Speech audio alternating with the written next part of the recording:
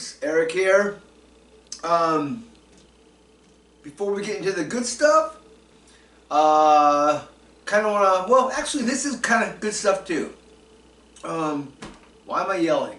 I don't know. So anyways, so I ended up, I watched the movie Goonies. What's up with that? Watched the movie Goonies this past week. Something was on my phone saying, oh, there's gonna be a Goonies 2 sequel, blah blah blah. Turned out to be a whole lot of nothing. Bunch of shit's been going on for many years, and just no sequel in the mix. No Spielberg. Apparently, all the original cast basically said, yeah, we don't want to do that. I'm not really sure why though. I mean, because that would be awesome. They're all old and stuff. Excuse me.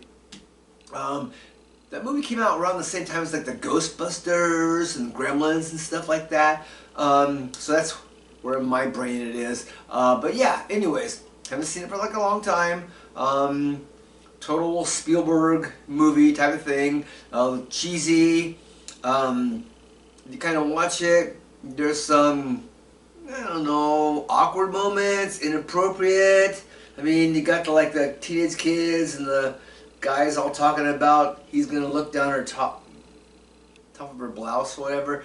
Whatever. Anyways, I cried a little bit, I laughed a little bit. It actually holds up pretty well, considering that it's what, 1985 movie. But yeah, it was nice to spend some time watching the movie. So for people my age, or maybe not, Goonies, it's kind of a cool movie. And now I live in Oregon, and so everybody talks about the Goonies house, which apparently just got sold a couple years ago for like, I don't know, a lot of money. But anyways, yeah, Goonies. Check it out. Again, it's cool. Alright, so Masters. That was the big thing this past weekend. The Masters is kind of like probably the best well-known golf course on the planet.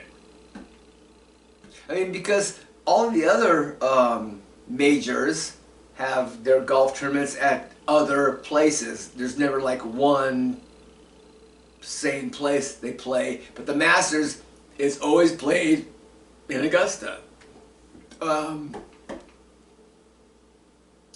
It was kind of interesting that there was a lot of times where I was like thinking, oh, Rick Ball.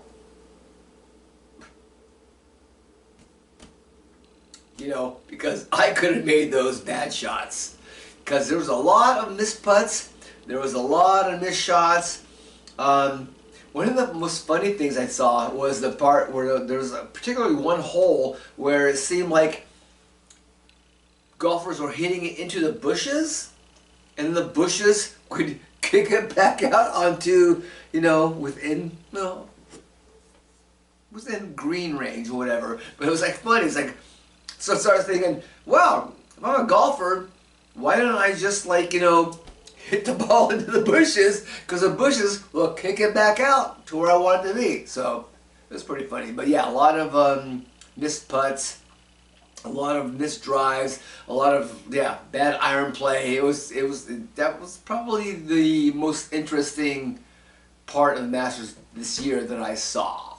So yeah, it was pretty interesting. One of the storylines was the LIV golfers, the LIV, L-I-V, 54 holes. That's why it's called the LIV Tour, because they only play 54 holes instead of 72. It's apparently they couldn't keep up because most of them faltered on the last day because they could not keep up with the 72 hole format. So that's kind of interesting. I'm not really sure if that's true or not, but might be kind of something you might want to keep our eye on. the last thing that I remember, I think about the Masters is Tiger Woods.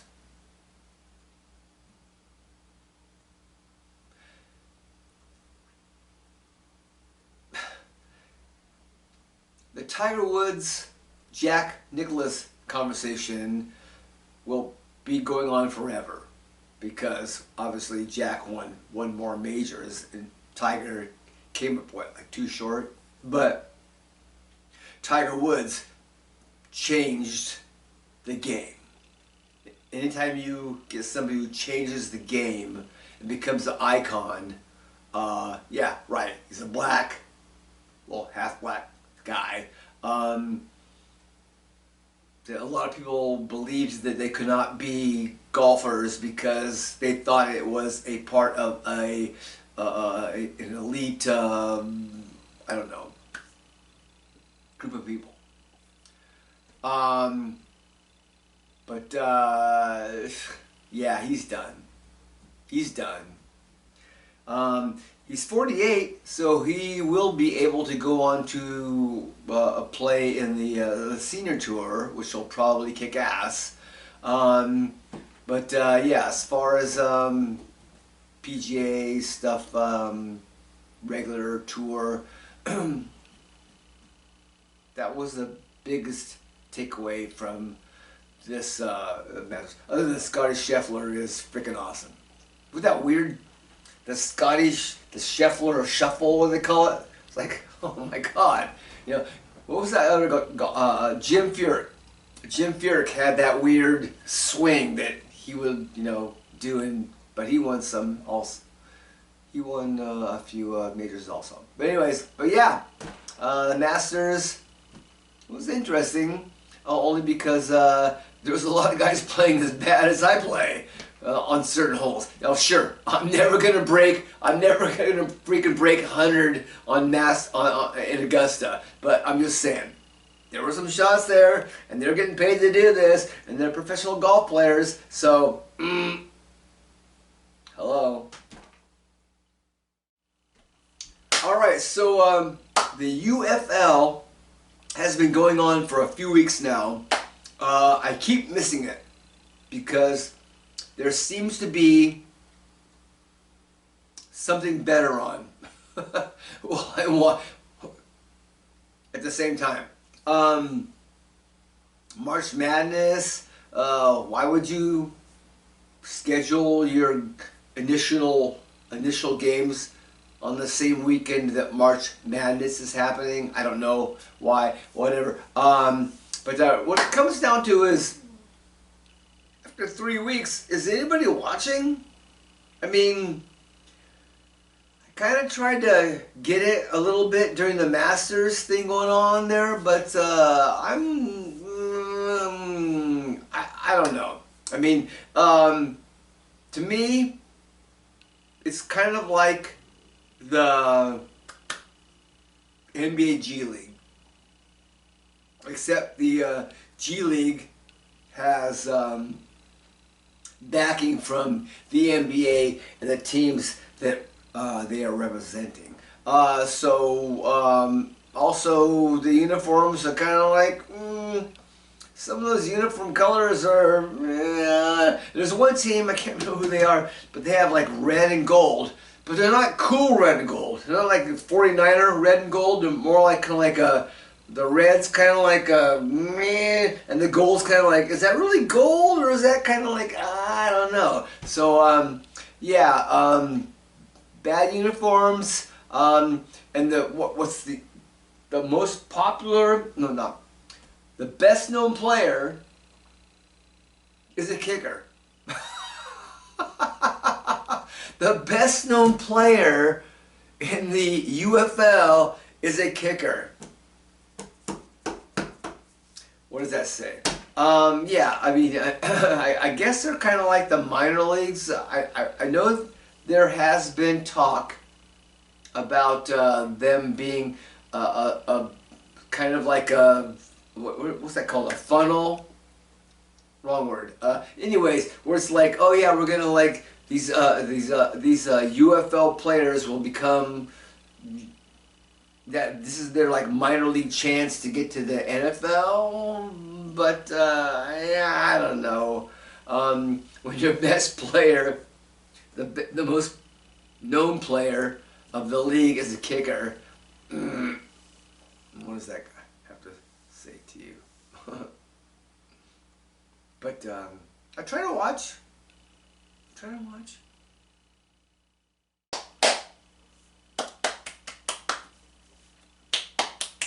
All right, so NBA play-in games started this week.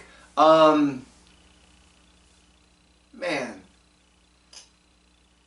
if I was a team that ended up 7th or 8th in my conference, and I had to go play a play-in game to fight for my life, I'd be pretty pissed.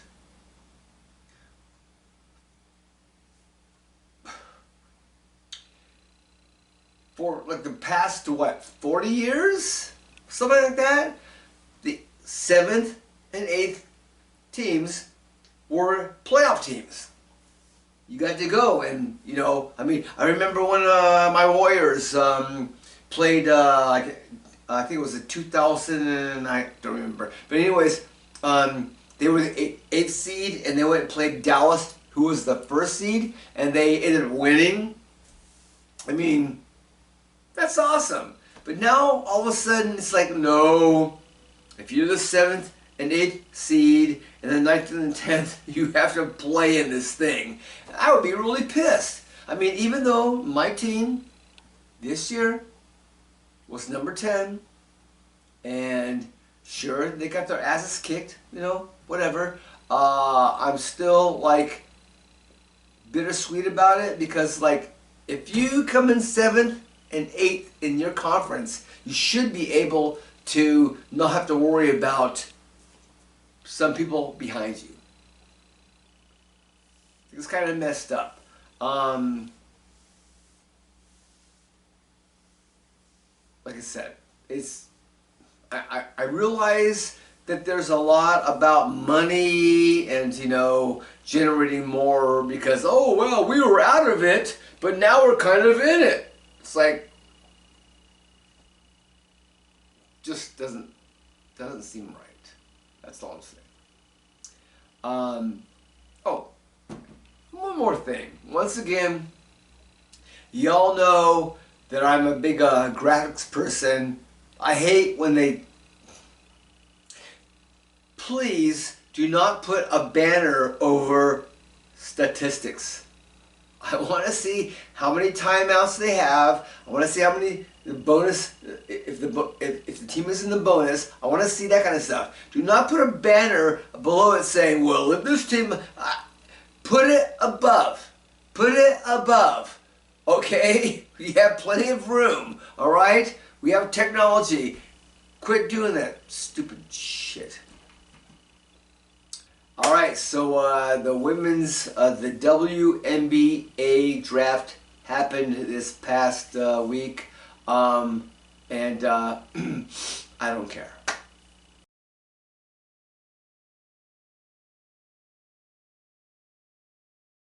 I get it that Caitlin Clark has energized that whole women's basketball thing, which is kind of interesting because was there nobody else? I mean, I guess that it could be that it's timing, okay? Because I'm pretty sure there were, I remember Lisa Leslie came out, and it was like, oh my God, Lisa Leslie in the LA Sparks. But I'm pretty sure the ticket sales and went up that much. So yeah, okay, yeah, timing is everything. But sustaining that hype, we'll see. I remember when the U.S. women's national soccer team won the World Cup a couple years, and then it was, all of a sudden everyone was talking, oh, this is going to generate so much big time women's soccer, and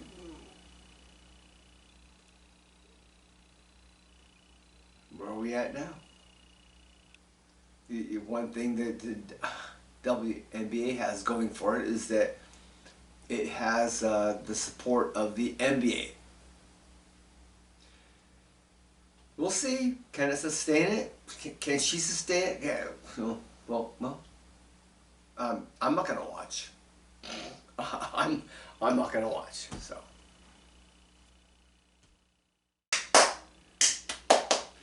All right. So this past couple weeks in Major League Baseball, Shohei Ohtani's interpreter apparently, at first it was reported that he stole $4 million, but now it's been upgraded to $16 million. Now, doing the math, Shohei got a contract for $700 million over 10 years. So that means, well, let's break it down. So what, he's getting $70 million this year? And his interpreter stole $16 million. So what does that mean? That means that's about 23% of what he was making. That's a pretty good chunk of change. Somebody takes 23% of what you're making a year. That's almost a quarter. That's that's almost like the government. Sorry, actually worse than the government. Actually, it's better. It's actually better than the government. But anyways, I digress. Not a good thing when your best friend slash confident steals a lot of money from you. Hey, I check my bank account every day. Well, every other day, whatever. But you gotta do that. I mean, which brings me back to this whole Rocket app thing. Why are we doing that? Why are people getting this Rocket app thing that tells you because, oh, I forgot that I have 2 different payments of Netflix on 2 different accounts. Like, check your bank account. It'll tell you the same freaking thing. There's a commercial where the person's talking about, oh well, I don't really like, getting on the phone and calling people. And it's like, you don't gotta get on the phone and call people if you have an account. All you have to do is go on the website and cancel your account. Yeah, I get it. Sometimes it's a little crazy because you gotta go here and there and here and there. But, if you can figure it out, you can figure it out. Because, yeah, you don't need to have a special app telling you that you're paying things you're not paying for. Did I just say that right? Whatever. Anyways, yeah, look at your bank account. That's all you gotta do. You're good to go. Come on. I get it. You're focused on baseball, your best friend is taking care of your shit, but come on, man. Come on. Alright. So you're probably all wondering why I'm wearing this A's hat. So the Oakland A's now have a deal with the Sacramento River Cat organization, AAA affiliate of the San Francisco Giants. That's kind of weird. So they will be playing at their, I believe it's like a 10,000 seat minor league baseball park in Sacramento. Kind of weird because the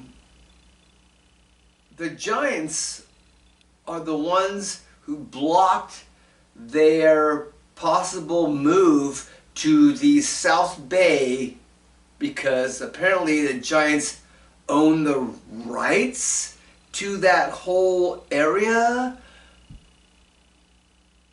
I'm not really sure what that is. Is that like eminent? It's not eminent domain, but it's basically some kind of hierarchy structure in the baseball world says, well, yes, you have these boundaries or whatever where you can. I'm not really sure. But anyways, the Giants have blocked their move for many years. And kind of weird because, so now they're playing at the AAA affiliate of the Giants in Sacramento. I don't know what kind of deal was made there. For 3 seasons. We're not talking like next year. We're talking about for 3 seasons until the Oakland A's / Las Vegas A's move, even though they don't have a stadium deal. Apparently they bought some land. That is really weird. So the Oakland A's have a AAA affiliate baseball team in Las Vegas called the Las Vegas Aviators. So I'm thinking, why wouldn't they just go there? Because, I mean, I don't understand.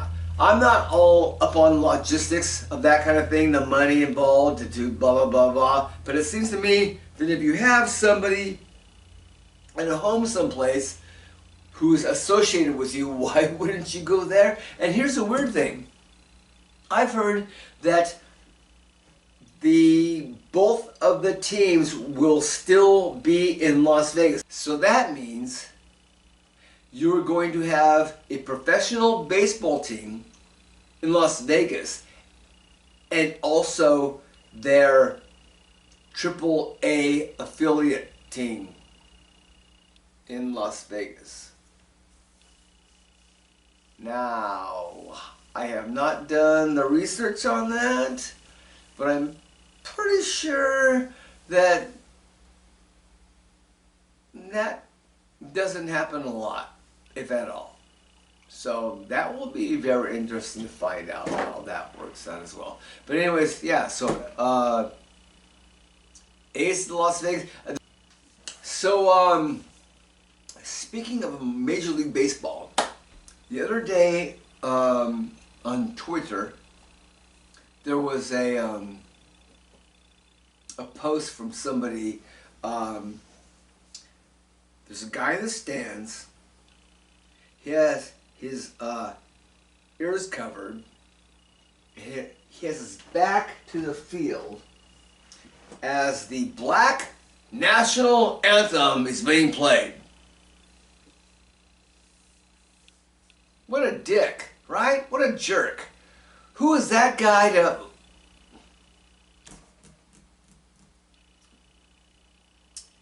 Anyways, the person that posted the tweet pretty much got roasted by a whole lot of people. That man's a patriot. That man's a hero. What are we gonna do? Are we gonna have a Hispanic national anthem or the Asian? It's went on and blah blah blah blah blah. So I started thinking, what? There's a Black national anthem being played at games? First of all, why? Second of all, do the black people have a new country that I don't know about that they live in? Because aren't national anthems about a nation? I'm just asking. But that was so weird because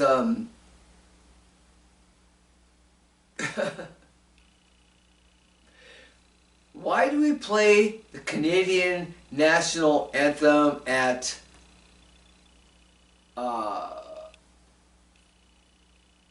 hockey games?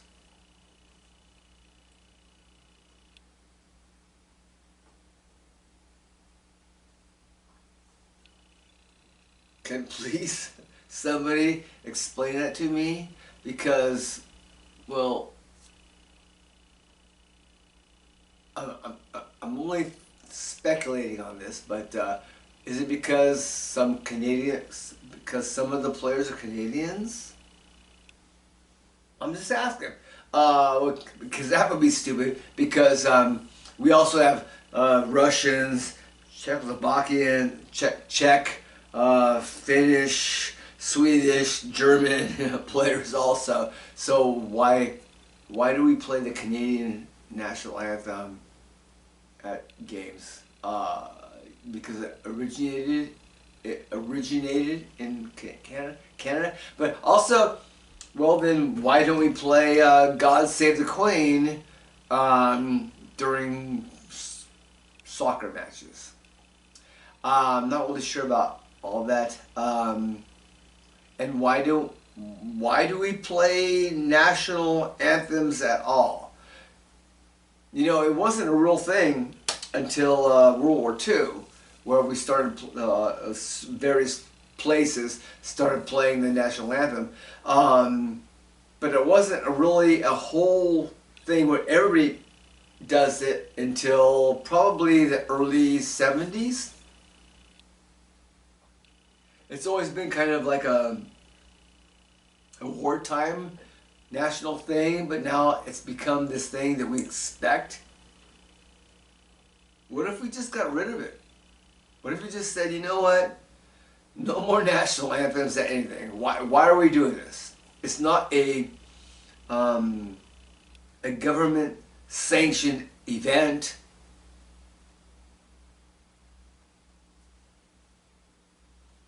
Just asking. Just wondering. I mean, I think that it would relieve a lot of tension if we just got rid of playing the national anthem during non-sanctioned, government events. All right, so let's get into my shorts.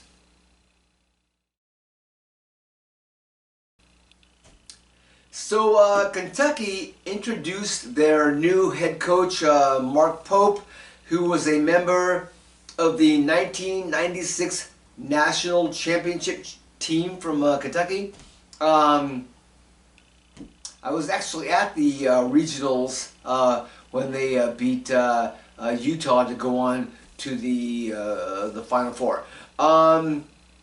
He's dead. He's dead. Yeah. This ain't 1996. So, but yeah. Good luck!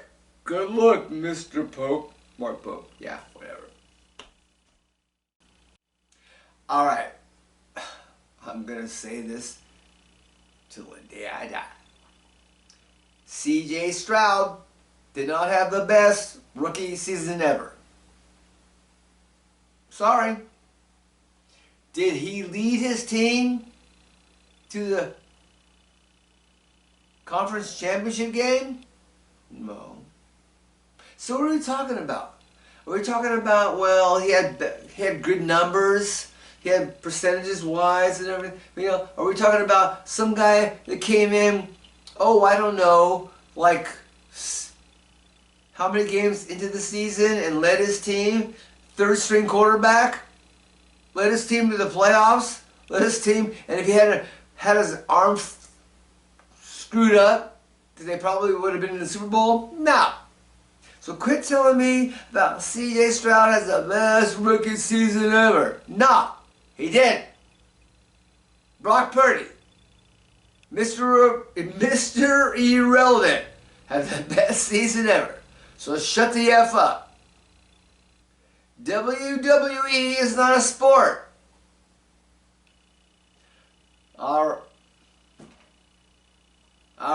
So this just in, my girlfriend's saying how we need to talk about Sour Patch Kids because we both think they're addictive. Alright, you got your plug. Alright, yeah. Love you too, babe. Whatever. We both grew up on Sweet Tarts, so the original Sour Patch Kids. Alright, and Jim Plunkett should be in the Hall of Fame. Peace out.